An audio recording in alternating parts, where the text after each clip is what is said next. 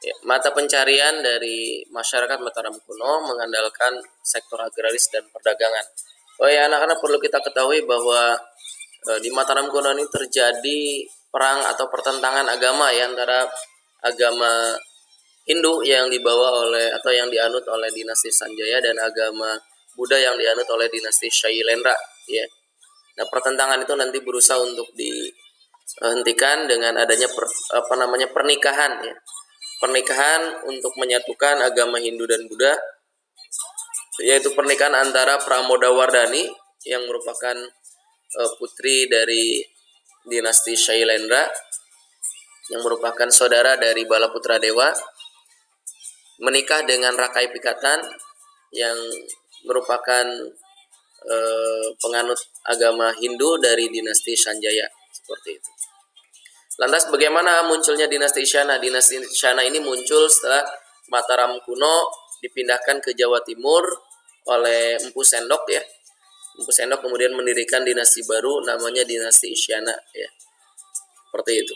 Dan kerajaannya berubah menjadi Medang Kamulan ketika di Jawa Timur. Lantas kemudian apa yang menyebabkan Mataram kuno ini mengalami keruntuhan? Ada dua sebab utama. Yang pertama karena adanya bencana alam ya, gunung meletus. Yang kedua adalah adanya serangan dari kerajaan Sriwijaya ya. Nah, selanjutnya kita akan bahas mengenai kerajaan Singosari. Ini letak wilayah kerajaan Singosari. Nah, mengenai kerajaan Singosari ini kita akan mengenal dua sosok yang cukup mungkin sering kita dengar, yaitu Ken Arok ya, yang punya istri bernama Ken Dedes.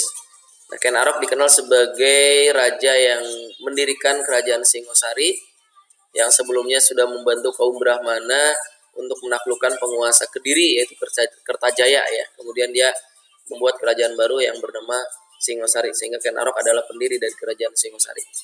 Kemudian yang kedua adalah Kertanegara. Kertanegara adalah raja masa kejayaan ya. Sekaligus raja terakhir mungkin ya di kerajaan Singosari karena Kertanegara mengeluarkan kebijakan ekspedisi Pamalayu yang dimana kebijakan ini untuk menguasai wilayah-wilayah yang ada di sekitar Melayu. Lantas bagaimana kondisi kehidupan sosial masyarakat Singosari? Masyarakatnya bercorak agama Hindu-Buddha, kemudian bersifat ekspansif atau melakukan perluasan-perluasan ya, diantaranya adalah ekspedisi Pamalayu.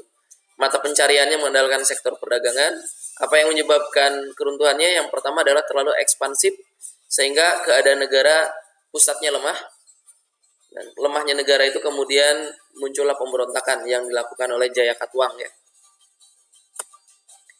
Yang selanjutnya adalah kerajaan Majapahit. Nah, ini adalah kerajaan Nusantara kedua ya, sering dikenal seperti itu, atau kerajaan nasional kedua karena wilayah kekuasaan yang luas. Ini beberapa sumber tentang peninggalan dari kerajaan Majapahit. Nah, mengenai kerajaan Majapahit maka setidaknya kita akan mengenal 2 atau 3 nama ya. Yang pertama adalah Raden Wijaya sebagai pendiri dari kerajaan Majapahit itu sendiri. Yang kedua adalah Hayam Wuruk, raja masa kejayaan. Dan yang ketiga adalah Gajah Mada. Walaupun dia bukan seorang raja, tapi Gajah Mada punya peranan penting di kerajaan Majapahit. Posisi dia sebagai Mahapati. Bagaimana kehidupan sosial di Majapahit? Yang pertama, kehidupan masyarakatnya makmur dan tentram, mengalami kemajuan dalam berbagai bidang, diantaranya juga dalam bidang militer. Kemudian sangat disiplin dalam bidang pemerintahan. Nah, kemudian mata pencariannya perdagangan dan agraris. Apa yang kemudian menyebabkan keruntuhan dari kerajaan Majapahit ini? Yang pertama, tidak ada raja yang seperti Hayam Wuruk. Terlebih lagi Gajah Mada meninggal ya, sehingga Hayam Wuruk tidak punya tangan kanan yang kuat. Yang kedua adalah banyaknya konflik di daerah ya. Di antaranya ada perang Paregreg, perang memperebutkan kekuasaan di antara keluarga kerajaan Majapahit. Kemudian masuknya Islam dan diserang oleh kerajaan Demak yang awalnya merupakan kerajaan vasal dari kerajaan Majapahit itu sendiri. Mungkin itu yang Bapak bisa sampaikan mengenai kerajaan-kerajaan maritim pada masa Hindu-Buddha di Nusantara. Selebihnya mudah-mudahan kalian bisa baca di referensi-referensi yang lain, terutama buku paket ya. Terima kasih atas segala perhatiannya. Jangan lupa like, komen, dan subscribe. Assalamualaikum warahmatullahi wabarakatuh.